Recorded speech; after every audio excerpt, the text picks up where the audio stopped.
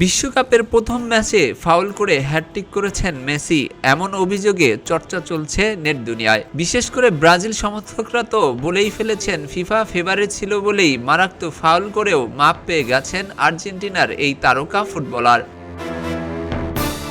বিশ্বকাপের উড়ন্ত সূচনা করেছেন মেসি বাহিনী, কিন্তু আলজেরিয়ার বিপক্ষে একতরফা এই ম্যাচে ভয়াবহ এক ফাউল করার অভিযোগ উঠেছে আর্জেন্টিনার অধিনায়ক লিওনেল মেসির বিরুদ্ধে।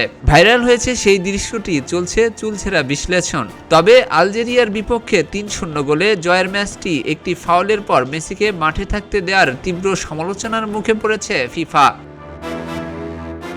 প্রশ্ন উঠেছে, মহাতারকা বলেই কি এমন ভয়াবহ ফাউলের পরও সাজা এড়াতে পারলেন মেসি? ভিডিওতে দেখা যায় বল দখলে নেয়ার লড়াইয়ে মেসি আলজেরিয়ান ডিফেন্ডার আইশা মান্দিরের পায়ের পেছনে পেশির অংশে আঘাত করেন। ফাউলটি ছিল যথেষ্ট বিপজ্জনক। এতে তাৎক্ষণিকভাবে আলজেরিয়াকে ফ্রি কিক দেওয়া হলেও মেসিকে কার্ড দেখানি রেফারি সিজিমোন মার্সিনিয়াক। এমনকি ভিডিও অ্যাসিস্ট্যান্ট রেফারিও এতে কোনো হস্তক্ষেপ করেননি। অবশ্য ফাউলের সঙ্গে সঙ্গে মান্দিরের কাছে ক্ষমা চেয়ে নেন মেসি, কিন্তু তাতে নেভেনি বিতর্কের আগুন। বিশ্বকাপের নিয়ম অনুযায়ী যে কোনো ম্যাচের 2টি ম্যাচে হলুদ কার্ড পেলে পরের ম্যাচে নিষেধাজ্ঞা কাটাতে হয়। সেক্ষেত্রে এমন ফাউল করেও পার পেয়ে যাওয়ায় তা নিশ্চিতভাবেই আর্জেন্টিনার শিবিরকে স্বস্তি দিচ্ছে।